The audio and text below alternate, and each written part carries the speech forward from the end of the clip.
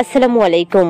আজকে আবার হাজির হয়েছি নতুন একটা ভিডিও নিয়ে। আজকের ভিডিও, গর্ভাবস্থায় ঘর মোছা বা ঝাড়ু দিলে কোনো ক্ষতি হয় কিনা।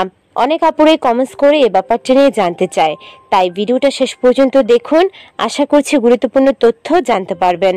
গর্ভাবস্থায় প্রতি পদে পদে সাবধান থাকতে হয়। এই সময় যে কোনো ভুল পদক্ষেপ বা হঠকারিতা মা বা গর্ভের শিশুর জন্য অত্যন্ত ক্ষতিকারক হতে পারে।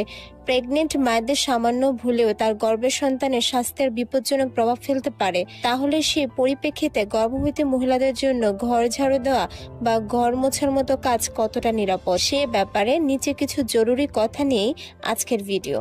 গর্ভবতী মহিলাদের অবশ্যই এই বিষয়গুলো খেয়াল রাখা উচিত।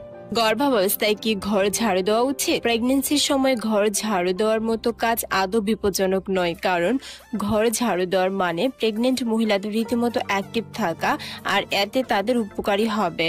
ঘর ঝাড়ু দেওয়ার কাজ শরীরের জন্য দিব্যি এক ধরনের ব্যায়াম, আর এতে শারীরিক ফুর্তিও বজায় থাকে। বিশেষ কিছু অবস্থায় অবশ্য ডাক্তাররা মহিলাদের ঝাড় দেওয়ার মতো কাজ এড়িয়ে চলতে বলেন, বিশেষত প্রেগনেন্সির সবকিছু অযাচিত জটিলতা দেখা দিলে। যে কোনো রকম অ্যাক্টিভিটি শুরু করার আগে প্রেগনেন্ট মহিলাদের উচিত ডাক্তারের পরামর্শ নেওয়া।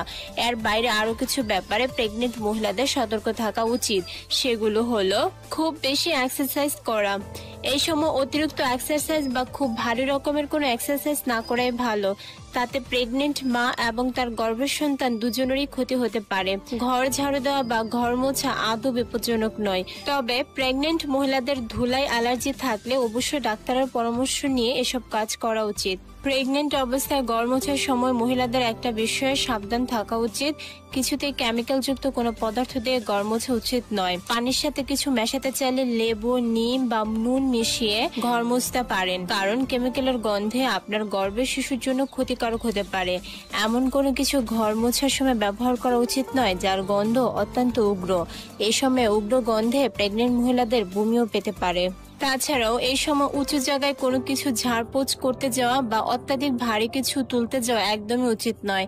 এসব কাজ করতে গিয়ে সামান্য দুর্ঘটনা মানে গর্ভপাতের মতো দুঃখজনক কিছু ঘটতে পারে। কাজে এইসব ব্যাপারে যতটা সম্ভব সাবধানতা অবলম্বন করা উচিত। এই সময় প্রেগনেন্ট মহিলাদের অ্যাক্টিভ থাকা অবশ্যই উচিত, কিন্তু তাই বলে নিজের শরীরকে ক্লান্ত করে কিছুই করা উচিত নয়। এতে বিভিন্ন সমস্যা দেখা দিতে পারে। বিশেষত এমন পরিস্থিতিতে দেখা দিতে পারে রক্তস্রাব, ক্লান্তি, গা ব্যথা, বমি ভাব, মাথা ঘোরা বা শরীরের তাপমাত্রায় আচমকাই পরিবর্তনের মতো উপসর্গ।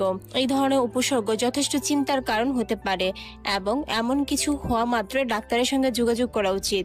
এছাড়াও গর্ভবতী মহিলাদের গর্ভ পরিষ্কার করার সময় একটা ব্যাপার অবশ্যই সাবধান রাখা উচিত। এই সময় মহিলাদের এমন কিছু পরিষ্কার করা উচিত নয় যা থেকে কোনো রকম সংক্রামক ছড়াতে পারে, যেমন বেড়াল, ইঁদুর বা কুকুরের পটি পরিষ্কার করা একদমই উচিত নয়। বিশেষত বেড়ালের পটি থেকে ট্যাক্সকোপ্লামোসিসের মতো সংক্রামক ছড়িয়ে পড়তে পারে, আর গর্ভাবস্থায় এই ধরনের সংক্রমণের শিকার হওয়া মানে গর্ভের সন্তানের বড় কোনো ক্ষতি হওয়ার সম্ভাবনা বেড়ে যাওয়া।